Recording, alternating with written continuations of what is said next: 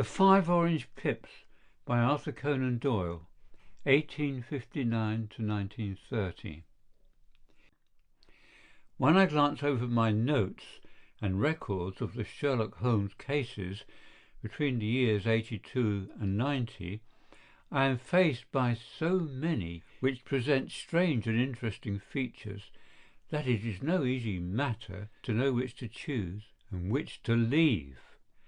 Some, however, have already gained publicity through the papers, and others have not offered a field for those peculiar qualities which my friend possessed in so high a degree, and which it is the object of these papers to illustrate. Some, too, have baffled his analytical skill, and would be, as narratives, beginnings without an ending, while others have been but partially cleared up, and have their explanations founded rather upon conjecture and surmise than on that absolute logical proof which was so dear to him. There is, however, one of these last which was so remarkable in its details and so startling in its results that I am tempted to give some account of it, in spite of the fact that there are points in connection with it which never have been, and probably never will be, entirely cleared up. The year 87 furnished us with a long series of cases of greater or less interest, of which I retain the records.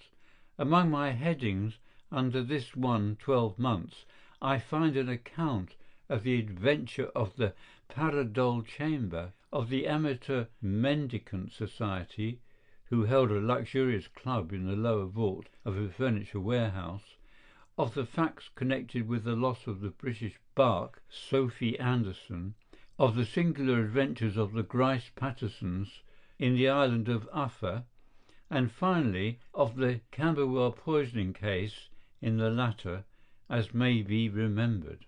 Sherlock Holmes was able, by winding up the dead man's watch, to prove that it had been wound up 2 hours before, and that therefore the deceased had gone to bed within that time, a deduction which was of the greatest importance in clearing up the case. All these I may sketch out at some future date, but none of them present such singular features as the strange train of circumstances which I have now taken up my pen to describe. It was in the latter days of September, and the equinoctial gales had set in with exceptional violence. All day the wind had screamed and the rain had beaten against the windows, so that even here in the heart of great handmade London we were forced to raise our minds for the instant from the routine of life, and to recognize the presence of those great elemental forces which shriek at mankind through the bars of his civilization, like untamed beasts in a cage. As evening drew in, the storm grew higher and louder, and the wind cried and sobbed like a child in the chimney. Sherlock Holmes sat moodily at one side of the fireplace, cross-indexing his records of crime, while I at the other was deep in one of Clark Russell's fine sea stories, until the howl of the gale from without seemed to blend with the text, and the splash of the rain to lengthen out into the long swash of the sea waves. My wife was on a visit to her mother's, and for a few days I was a dweller once more in my old quarters at Baker Street. "Why," said I, glancing up at my companion, "that was surely the bell. Who could come out tonight? Some friend of yours, perhaps?" "Except yourself, I have none," he answered. "I do not encourage visitors." "A client, then?" "If so, it is a serious case. Nothing less would bring a man out on such a day and at such an hour. But I take it that it is more likely to be some crony of the landlady's." Sherlock Holmes was wrong in his conjecture, however, for there came a step in the passage and a tapping at the door. He stretched out his long arm to turn the lamp away from himself and towards the vacant chair upon which a newcomer must sit. "Come in," said he. The man who entered was young, some 22 at the outside, well-groomed and trimly clad, with something of refinement and delicacy in his bearing. The streaming umbrella which he held in his hand, and his long shining waterproof, told of the fierce weather through which he had come. He looked about him anxiously in the glare of the lamp, and I could see that his face was pale and his eyes heavy, like those of a man who is weighed down with some great anxiety. "I owe you an apology," he said, raising his golden pince-nez to his eyes. "I trust that I am not intruding. I fear that I have brought some traces of the storm and rain into your snug chamber." "Give me your coat and umbrella," said Holmes. "These may rest here on the hook and will be dry presently. You have come up from the south-west, I see." "Yes, from Horsham. That clay and chalk mixture which I see upon your toe-caps is quite distinctive." "I have come for advice." "That is easily got." "And help." "That is not always so easy." "I have heard of you, Mr. Holmes. I heard from Major Prendergast how you saved him in the Tankerville Club scandal." "Aha, of course. He was wrongfully accused of cheating at cards. He said that you could solve anything." "He said too much." "That you are never beaten." "I have been beaten 4 times, 3 times by men and once by a woman." "But what is that compared with the number of your successes?" "It is true that I have been generally successful." "Then you may be so with me." "I beg that you will draw your chair up to the fire and favour me with some details as to your case." "It is no ordinary one." "None of those which come to me are. I am the last court of appeal. And yet I question, sir, whether, in all your experience, you have ever listened to a more mysterious and inexplicable chain of events than those which have happened in my own family." "You fill me with interest," said Holmes. "Pray give us the essential facts from the commencement, and I can afterwards question you as to those details which seem to me to be most important." The young man pulled his chair up and pushed his wet feet out towards the blaze. "My name," said he, "is John Openshaw, but my own affairs have, as far as I can understand, little to do with this awful business. It is a hereditary matter, so in order to give you an idea of the facts I must go back to the commencement of the affair. You must know that my grandfather had 2 sons, my uncle Elias and my father Joseph. My father had a small factory at Coventry, which he enlarged at the time of the invention of bicycling. He was a patentee of the Openshaw unbreakable tyre, and his business met with such success that he was able to sell it and to retire upon a handsome competence. My uncle Elias emigrated to America when he was a young man and became a planter in Florida, where he was reported to have done very well. At the time of the war he fought in Jackson's army, and afterwards under Hood, where he rose to be a colonel. When Lee laid down his arms, my uncle returned to his plantation, where he remained for 3 or 4 years. About 1869 or 1870 he came back to Europe and took a small estate in Sussex near Horsham. He had made a very considerable fortune in the States, and his reason for leaving them was his aversion to the negroes and his dislike of the Republican policy in extending the franchise to them. He was a singular man, fierce and quick-tempered, very foul-mouthed when he was angry, and of a most retiring disposition. During the years that he lived in Horsham, I doubt if ever he set foot in the town. He had a garden and 2 or 3 fields around his house, and there he would take his exercise, though very often, for weeks on end, he would never leave his room. He drank a great deal of brandy and smoked very heavily, but he would see no society and did not want any friends, not even his own brother. He didn't mind me. In fact, he took a fancy to me, for at the time when he saw me first I was a youngster of 12 or so.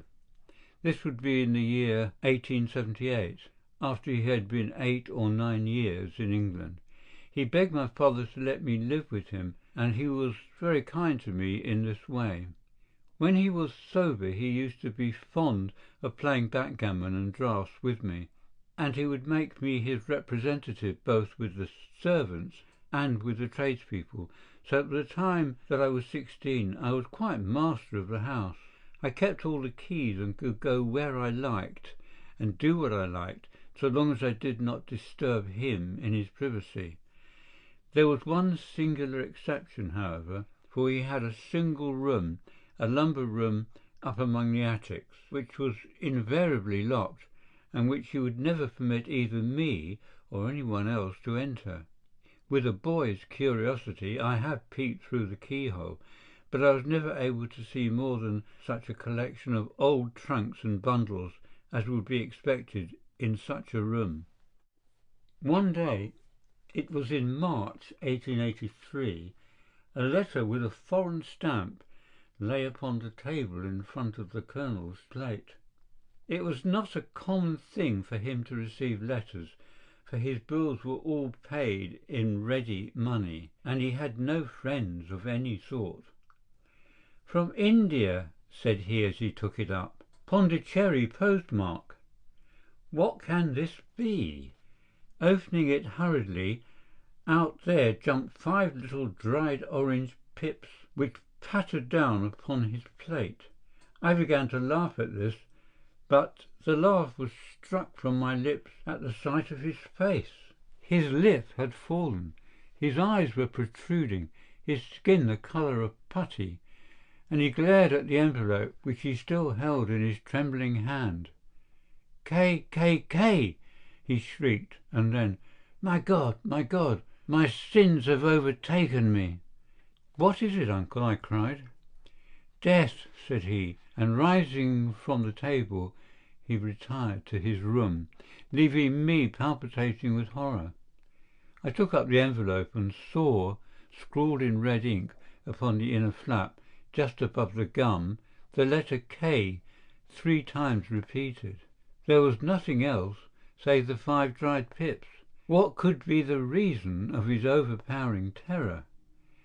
I left the breakfast table, and as I ascended the stair I met him coming down with an old rusty key, which must have belonged to the attic, in one hand, and a small brass box, like a cash-box, in the other.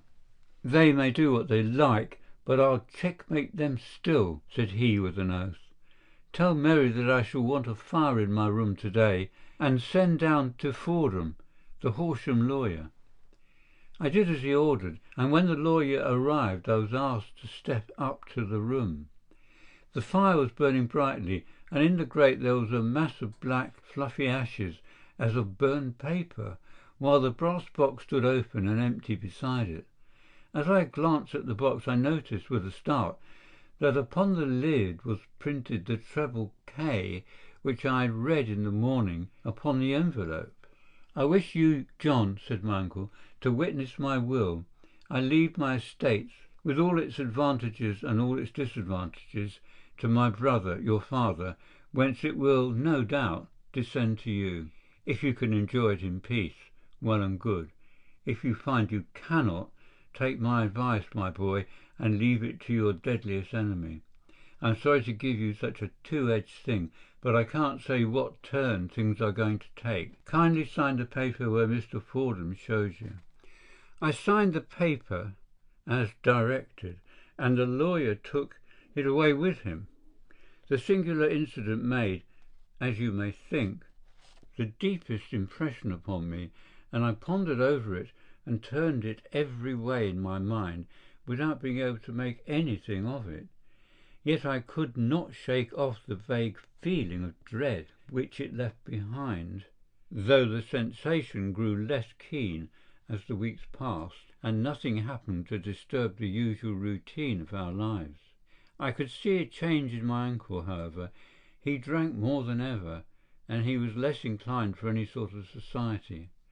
Most of this time he would spend in his room, with the door locked upon the inside, but sometimes he would emerge in a sort of drunken frenzy and would burst out of the house and tear about the garden with a revolver in his hand, screaming out that he was afraid of no man, and that he was not to be cooped up like a sheep in a pen by man or devil.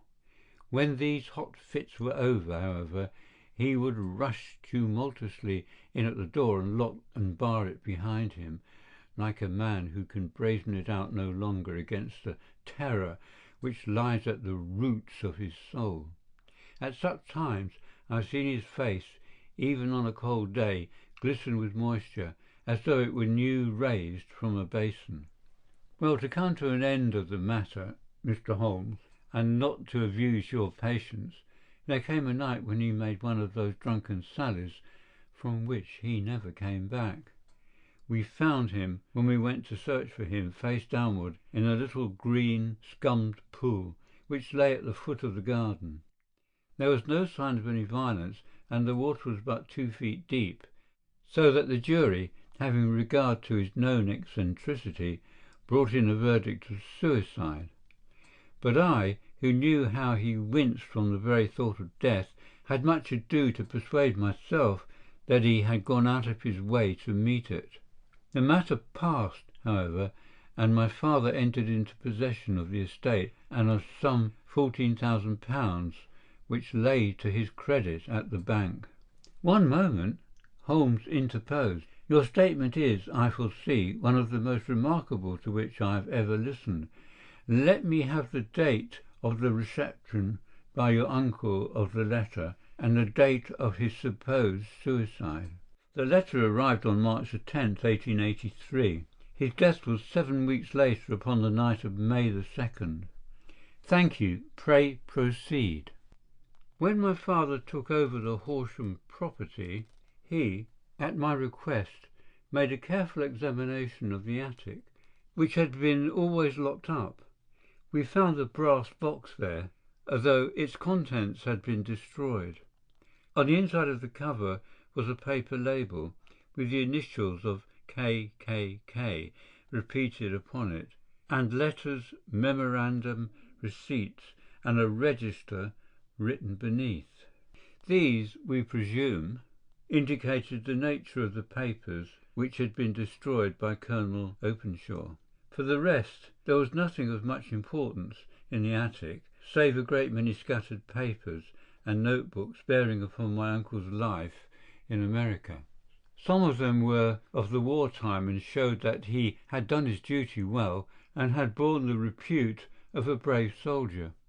Others were of a date during the reconstruction of the Southern States, and were mostly concerned with politics, for he had evidently taken a strong part in opposing the carpet-bag politicians who had been sent down from the north. Well, it was the beginning of '84 when my father came to live at Horsham, and all went as well as possible with us until the January of '85. On the 4th day after the New Year, I heard my father give a sharp cry of surprise as we sat together at the breakfast table. There he was, sitting with the newly opened envelope in one hand and 5 dried orange pips in the outstretched palm of the other one. He had always laughed at what he called my cock and bull story about the Colonel, but he looked very scared and puzzled now that the same thing had come upon himself. "Why, what on earth does this mean, John?" he stammered. My heart had turned to lead. "It is KKK," said I. He looked inside the envelope. "So it is," he cried. "Here are the very letters. But what is this written above them?" "Put the papers on the sundial," I read, peeping over his shoulder. "What papers? What sundial?" he asked. "The sundial in the garden. There is no other," said I. "But the papers must be those that are destroyed." "Pooh!" said he, gripping hard at his courage. "We are in a civilized land here, and we can't have tomfoolery of this kind. Where does the thing come from?" "From Dundee," I answered, glancing at the postmark. "Some preposterous practical joke," said he. "What have I to do with sundials and papers? I shall take no notice of such nonsense." "I should certainly speak to the police," I said. "And be laughed at for my pains? Nothing of the sort." "Then let me do so." "No, I forbid you. I won't have a fuss made about such nonsense." It was in vain to argue with him, for he was a very obstinate man. I went about, however, with a heart which was full of forebodings. On the third day after the coming of the letter, my father went from home to visit an old friend of his, Major Freebody, who was in command of one of the forts upon Portsdown Hill.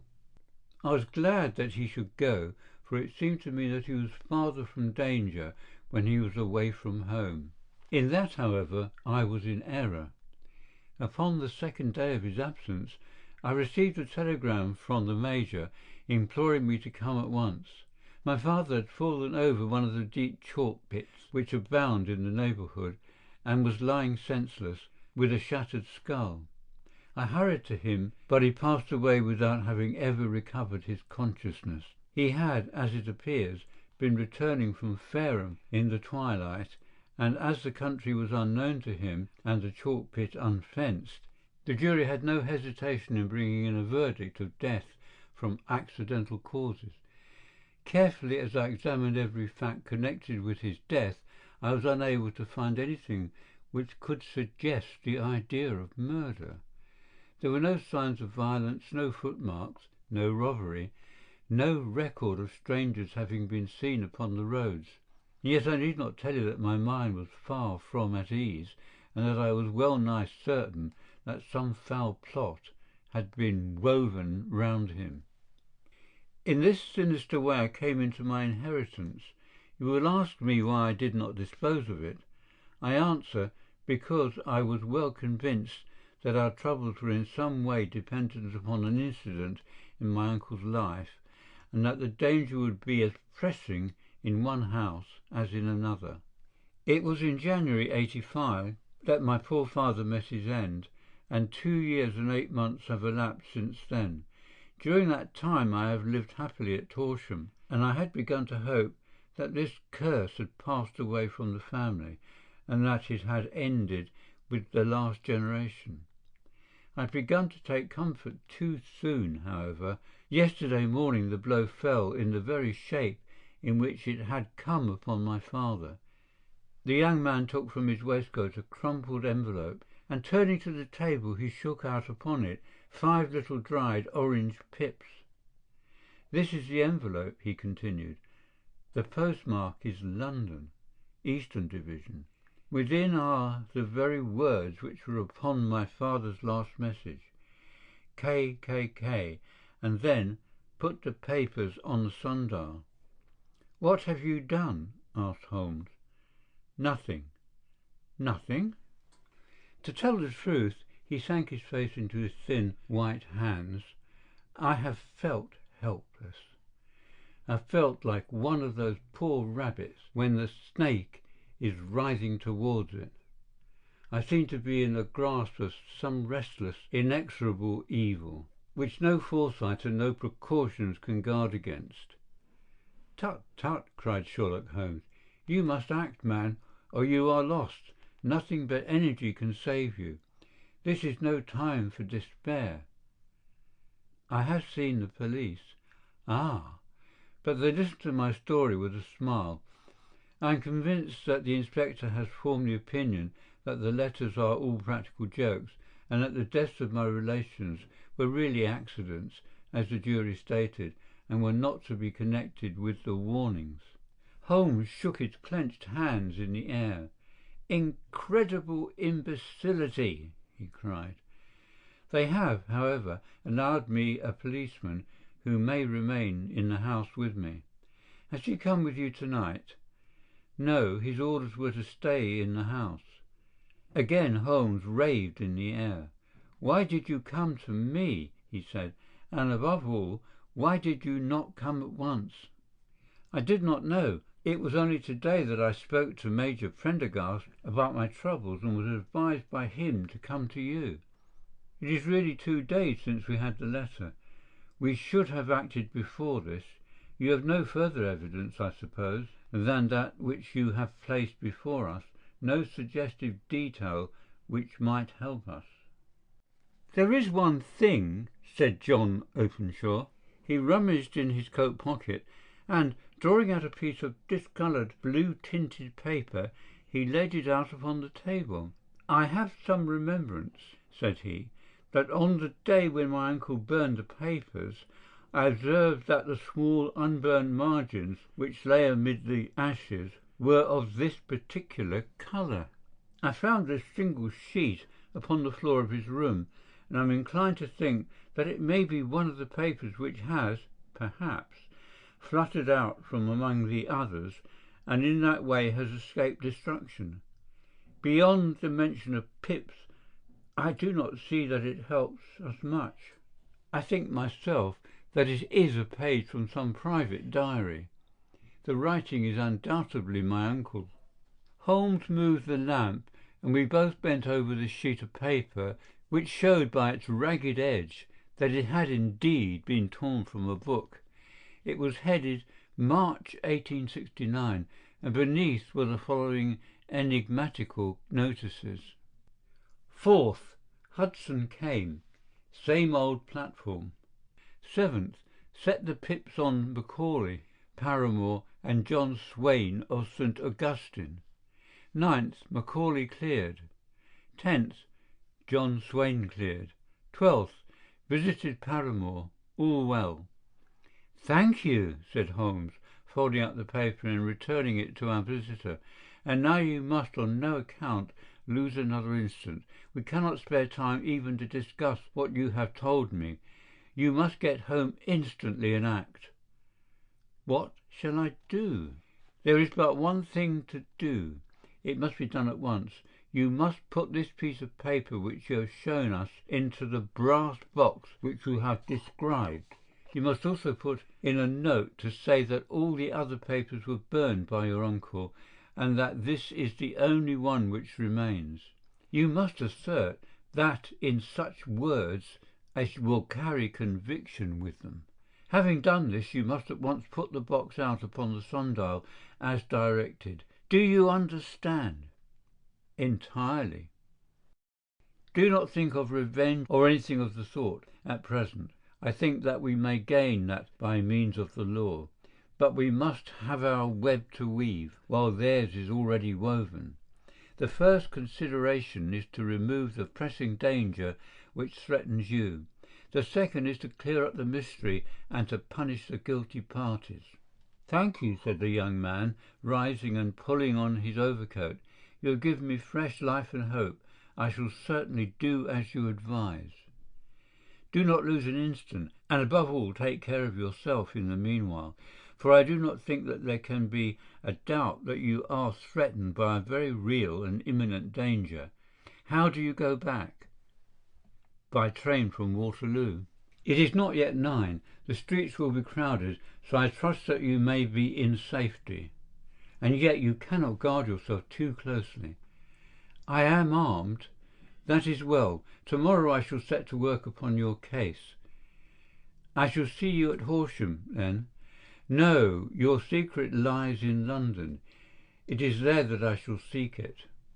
"Then I shall call upon you in a day, or in 2 days, with news as to the box and the papers. I shall take your advice in every particular." He shook hands with us and took his leave.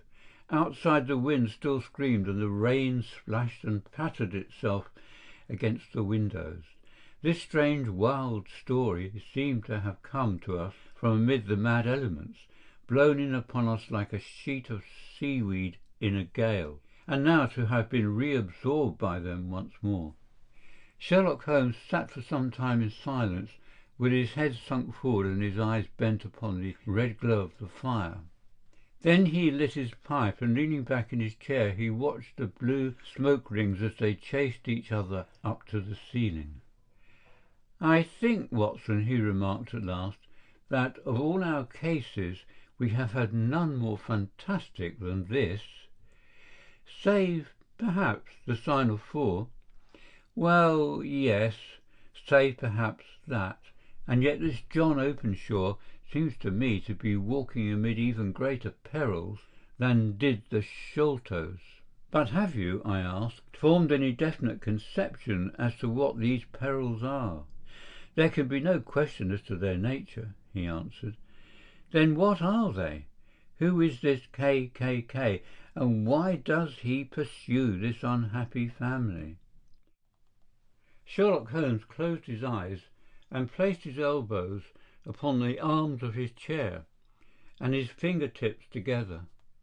The ideal reasoner, he remarked, would, when he had once been shown a single fact in all its bearings, deduce from it not only all the chain of events which led up to it, but also all the results which would follow from it.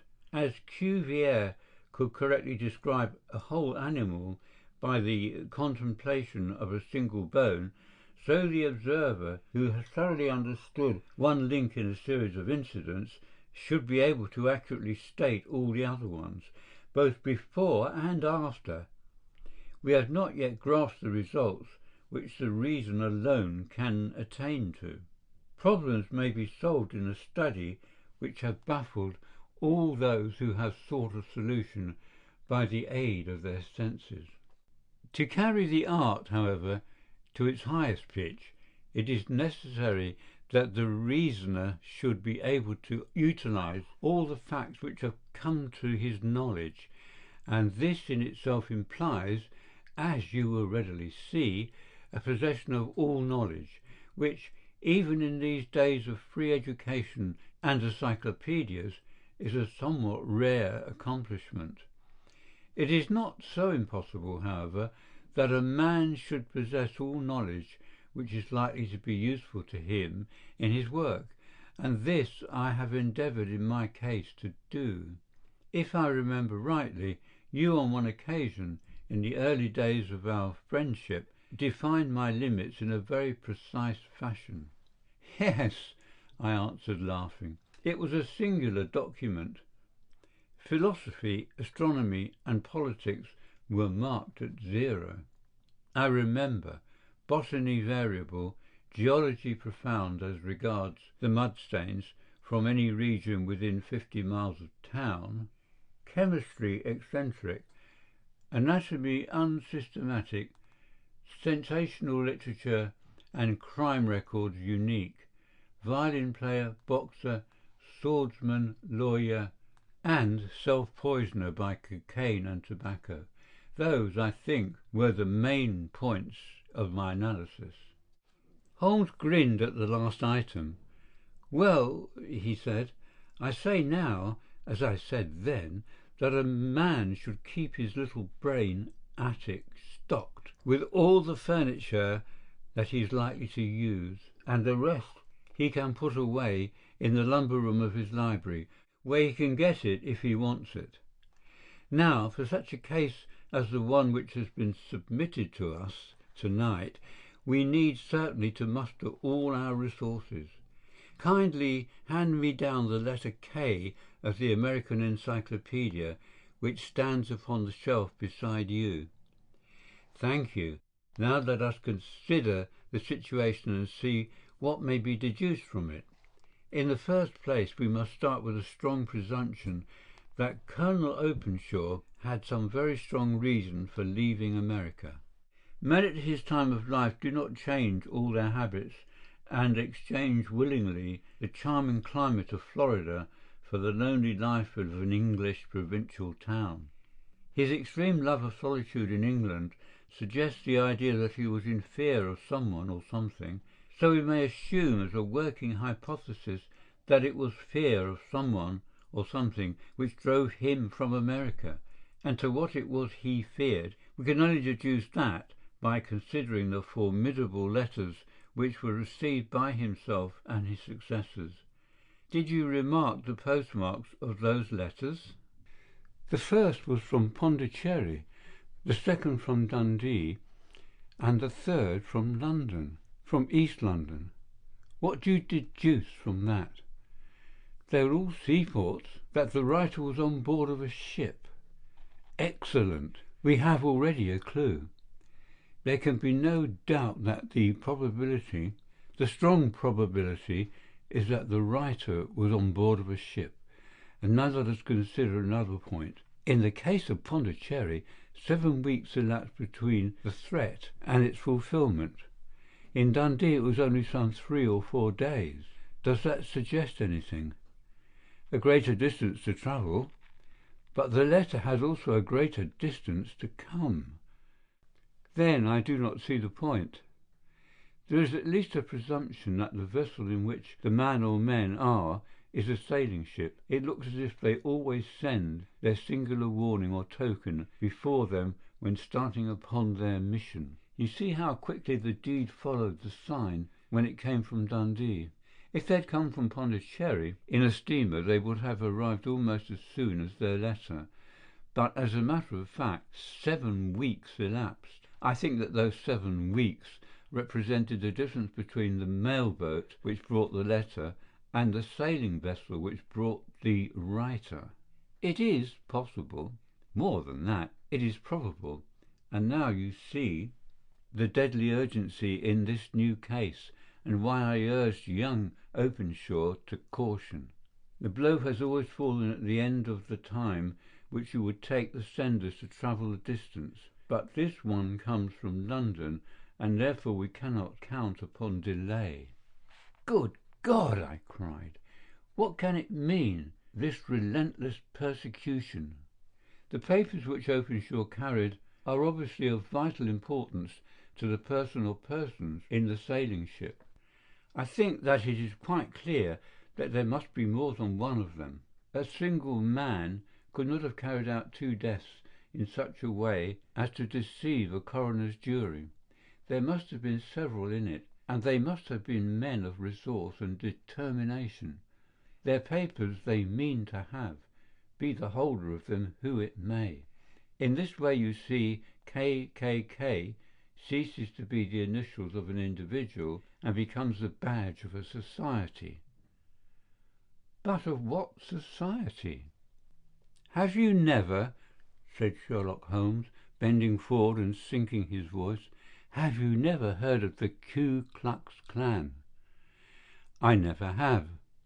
Holmes turned over the leaves of the book upon his knee. Here it is, said he presently. Ku Klux Klan, a name derived from the fanciful resemblance to the sound produced by cocking a rifle. This terrible secret society was formed by some ex-Confederate soldiers in the southern states after the Civil War, and it rapidly formed local branches in different parts of the country, notably in Tennessee, Louisiana, the Carolinas, Georgia and Florida. Its power was used for political purposes, principally for the terrorizing of the Negro voters and the murdering and driving from the country of those who were opposed to its views. Its outrages were usually preceded by a warning sent to the marked man in some fantastic but generally recognized shape. A sprig of oak leaves in some parts, melon seeds or orange pips in others.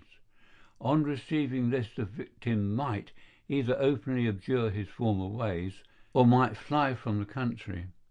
If he braved the matter out, death would unfailingly come upon him, and usually in some strange and unforeseen manner.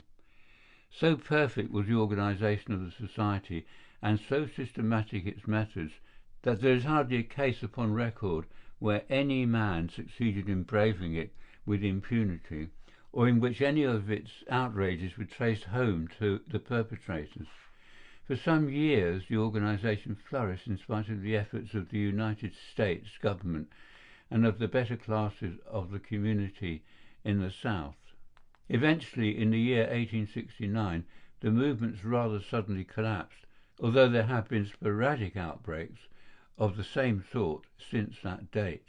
You will observe, said Holmes, laying down the volume, that the sudden breaking up of the society was coincident with the disappearance of Openshaw from America with their papers. It may well have been cause and effect. It is no wonder that he and his family have some of the more implacable spirits upon their track. You can understand that this register and diary may implicate some of the first men of the South, and that there may be many who will not sleep easy at night until it is recovered.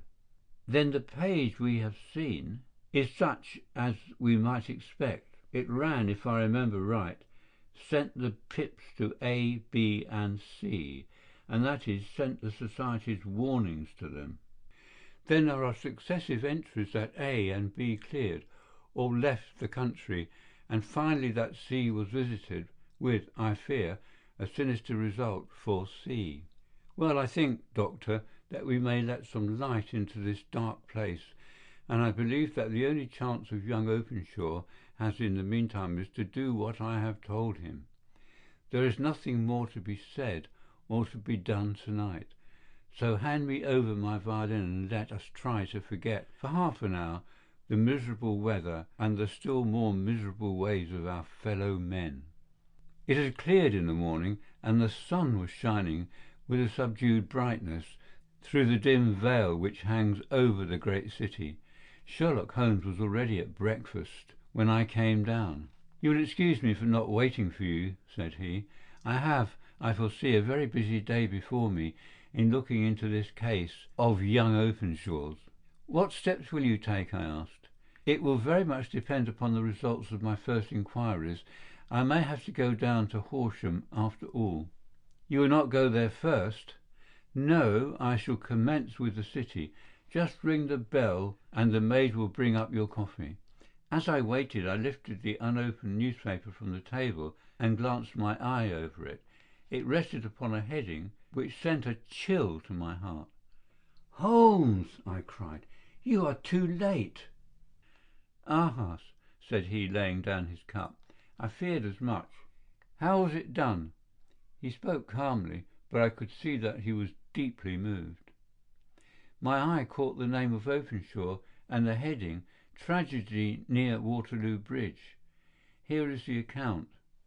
"Between 9 and 10 last night, Police Constable Cook of the H Division, on duty near Waterloo Bridge, heard a cry for help and a splash in the water. The night, however, was extremely dark and stormy, so that, in spite of the help of several passers-by, it was quite impossible to effect a rescue.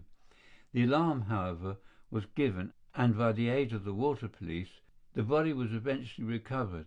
It proved to be of a young gentleman whose name, as it appears from an envelope which was found in his pocket, was John Openshaw, and whose residence is near Horsham. It is conjectured that he may have been hurrying down to catch the last train from Waterloo Station, and that in his haste and the extreme darkness he missed his path and walked over the edge of one of the small landing places for river steamboats. The body exhibited no traces of violence, and there can be no doubt that the deceased had been the victim of an unfortunate accident, which should have the effect of calling the attention of the authorities to the condition of the riverside landing stages. We sat in silence for some minutes, Holmes more depressed and shaken than I had ever seen him. "That hurts my pride, Watson," he said at last. "It is a petty feeling, no doubt, but it hurts my pride. It becomes a personal matter with me now, and, if God sends me health, I shall set my hand upon the gang. That he should come to me for help, and that I should send him away to his death." He sprang from his chair and paced about the room in uncontrollable agitation, with a flush upon his sallow cheeks and a nervous clasping and unclasping of his long, thin hands. "They must be cunning devils," he exclaimed at last. "How could they have decoyed him down there? The embankment is not on the direct line to the station. The bridge, no doubt, was too crowded, even on such a night, for their purpose. Well, Watson, we shall see who will win in the long run. I am going out now." "To the police?" "No, I shall be my own police. When I have spun the web they may take the flies, but not before." All day I was engaged in my professional work, and it was late in the evening before I returned to Baker Street. Sherlock Holmes had not come back yet. It was nearly 10 o'clock before he entered, looking pale and worn. He walked up to the sideboard, and tearing a piece from the loaf, he devoured it voraciously, washing it down with a long draught of water. "You are hungry," I remarked.